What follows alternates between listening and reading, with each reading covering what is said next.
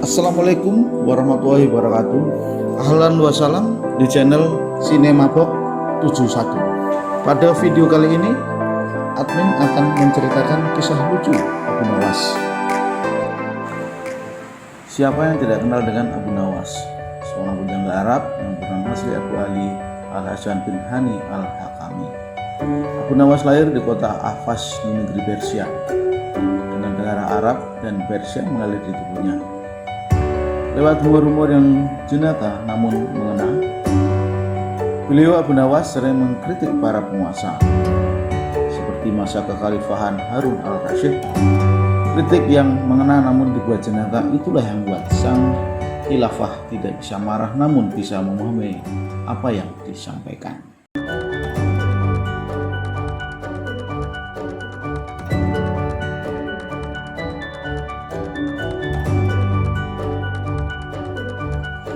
Melihat ayam betinanya bertelur, Baginda tersenyum.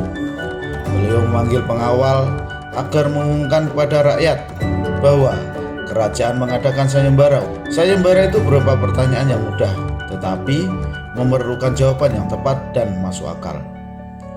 Barang siapa yang bisa menjawab pertanyaan itu akan mendapatkan imbalan yang amat menggiurkan, 1 pundi penuh uang emas. Tetapi bila tidak bisa menjawab, maka hukumannya yang menjadi akibatnya. Banyak rakyat yang ingin mengikuti sayembara itu, terutama orang-orang miskin. Mengingat beratnya hukuman yang akan dijatuhkan, maka tak mengherankan bila pesertanya hanya 4 orang.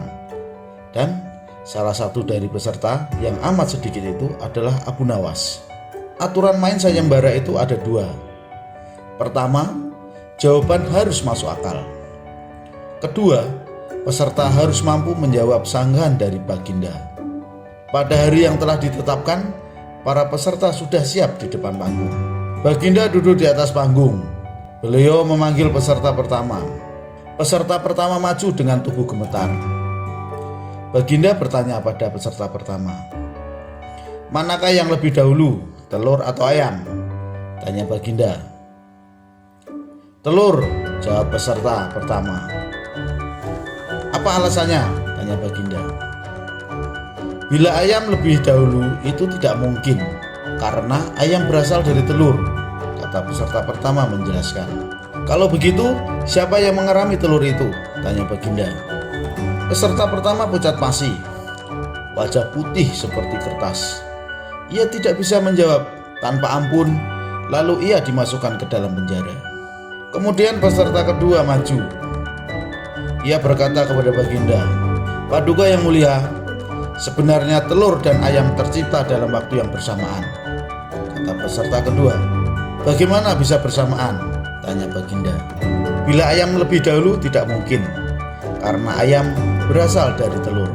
Bila telur lebih dahulu itu juga tidak mungkin, karena telur tidak bisa menetas tanpa dierami," kata peserta kedua dengan mantap. "Bukankah ayam betina bisa bertelur tanpa ayam jantan?" sanggah Baginda memojokkan. Peserta kedua bingung. Ia pun dijebloskan ke dalam penjara. Lalu giliran peserta ketiga. Ia berkata kepada Baginda Raja, "Tuanku yang mulia, sebenarnya ayam tercipta lebih dahulu daripada telur," kata peserta ketiga. "Sebutkan alasanmu," kata Baginda. "Menurut hamba, yang pertama tercipta adalah ayam betina," kata peserta ketiga meyakinkan. "Lalu bagaimana ayam betina itu bisa beranak pinak seperti sekarang, sedangkan ayam jantan tidak ada?" kata Baginda memancing. "Ayam betina bisa bertelur tanpa ayam jantan. Telur dirami sendiri lalu menetas dan menurunkan anak ayam jantan. Kemudian menjadi ayam jantan dewasa dan mengawini induknya sendiri." Peserta ketiga berusaha menjelaskan. "Bagaimana bila ayam betina mati sebelum ayam jantan yang sudah dewasa sempat mengawininya?" tanya Baginda. Peserta ketiga pun tidak bisa menjawab, sanggahan Baginda. Ia pun dimasukkan ke dalam penjara. Kini giliran Abu Nawas.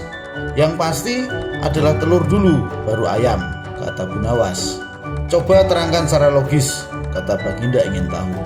"Ayam bisa mengenal telur, sebaliknya telur tidak mengenal ayam," kata Bu Nawas singkat. Agak lama Baginda merenung, Kali ini Baginda tidak menyanggah alasan Abu Nawas. Baginda Raja hanya terdiam 1000 bahasa. Ia berpikir, ternyata yang disampaikan Abu Nawas masuk akal juga. Semoga dengan cerita Abu Nawas ini kita bisa mengambil hikmah dari segalanya. Dengan cerdik, Abu Nawas mampu menjelaskan tentang ayam dan telur yang sedang diperdebatkan. Semoga cerita Abu Nawas bisa menjadi teladan bagi kita semua. Demikian kisah Abu Nawas. Semoga terhibur dan terima kasih. Wassalamualaikum warahmatullahi wabarakatuh.